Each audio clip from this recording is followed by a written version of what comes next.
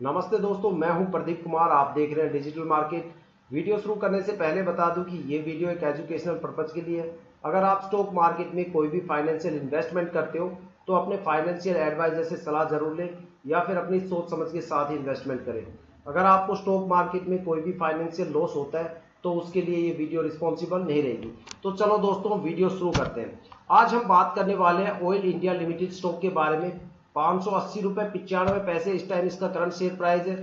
साथ में आज ये 14 पॉइंट के आसपास जबरदस्त गिरावट के साथ ये यहाँ पे चल रहा है। ठीक है, अगर इसके 5 डेज की मोमेंटम की बात करें तो भी इसमें एक नेगेटिव मोमेंटम आपको देखने को मिलता है। और अगर इसके 1 मंथ की बात करें तो यहाँ पे लगभग ग्राफ स्ट्रेट होने वाला है। ठीक है, और अगर इसके 6 मंथ की बात करें तो यहाँ पे एक छोटा सा पॉजिटिव मोमेंटम आया था, लेकिन वहां पे अगस्त के बाद इस स्टॉक में एक जबरदस्त गिरावट का माहौल बन गया और बिल्कुल भी बनना जरूरी था, क्योंकि जो यहाँ पे मार्केट के 3 जो मेजर फैक्टर हैं वो अगस्त के बाद ही शुरू हुए। 2 फैक्टर तो पहले से चल रहे थे, तीसरा फैक्टर अभी मार्केट में नया नया आ गया, जिसने मार्केट में पूरी तरह से बवाल मचा दिया, कुटाई का माहौल बना दिया, इन्वेस्टर्स की दब के ठुकाई का माहौल बना दिया। ठीक है, तीनों फैक्टर्स के बारे में मैं बारीकी से बात करूंगा। वीडियो के अंत तक बने रहना। अगर आप वीडियो पे नए हो तो चैनल को सब्सक्राइब जरूर कीजिएगा, ताकि हम जो डीपली एनालिसिस करके आपके लिए वीडियो लेके आते हैं उसकी नोटिफिकेशन आप तक सबसे पहले पहुंचे, ताकि आप स्टॉक मार्केट के हर पहलू से अपने आप को अपडेट कर सके, अपग्रेड रख सके। देखो दोस्तों, सबसे पहला जो इश्यू है वो है लिक्विडिटी का।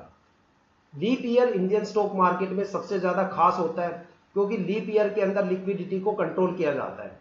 दुनिया के अलग अलग स्टॉक एक्सचेंज में लीप जो लिक्विडिटी है उसको कंट्रोल करने का टाइम अलग अलग होता है। कुछ एक्सचेंज 1 साल के बाद करते हैं, कोई 2 साल के बाद, कोई 5 साल के बाद करते हैं, कोई 10 साल के बाद करते हैं। वो उनकी इकोनॉमिक पे डिपेंड करता है। लेकिन इंडियन स्टॉक मार्केट में लीप ईयर में ही लिक्विडिटी को कंट्रोल किया जाता है। इसी वजह से इंडियन स्टॉक मार्केट में सबसे ज्यादा गिरावट का माहौल इसी टाइम होता है, क्योंकि बंदे सबसे ज्यादा उन्हीं स्टॉक पे पैसा लगाते हैं जो पिछले 2-3 साल से अच्छा खासा रिटर्न देते आए, और वही स्टॉक लीप ईयर तक आते आते एक बड़े लेवल पे लिक्विडिटी को जन्म दे देते हैं। अब लिक्विडिटी क्या होती है वो मैं आपको बताता हूं। आप उसे वोलेटिलिटी भी बोल सकते हो, महंगाई दर भी बोल सकते हो, लिक्विडिटी भी बोल सकते हो, तीनों चीज एक है। महंगाई दर को नियंत्रित करना काफी जरूरी है। अगर उसको नियंत्रित नहीं करेंगे तो मार्केट में महंगाई काफी ज्यादा बढ़ जाएगी, चाहे वो स्टॉक मार्केट हो या सब्जी मंडी हो या फिर अनाज मंडी हो। और आम आदमी तो महंगाई से वैसे ही मर जाएगा। जिस स्टॉक में लिक्विडिटी जितनी ज्यादा होगी वो स्टॉक उतना ही ज्यादा गिरेगा।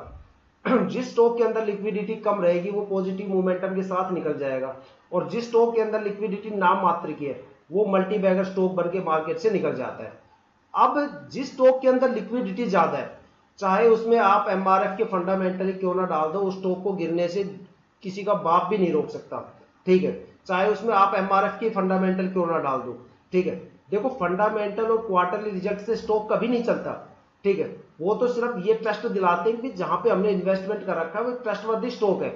एक्चुअली फंडामेंटल और क्वार्टरली रिजल्ट तो सिर्फ कंपनी को चलाते हैं। जिस तरह गाड़ियों को चलने के लिए पेट्रोल डीजल की जरूरत होती है, सीएनजी की जरूरत होती है, वैसे ही स्टॉक को चलने के लिए लिक्विडिटी की जरूरत होती है।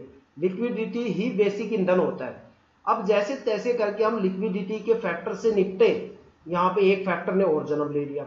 वो फैक्टर है एफआईआई का। एफआईआई ने सितंबर में 2 सबसे बड़े सोल्ड आउट किए।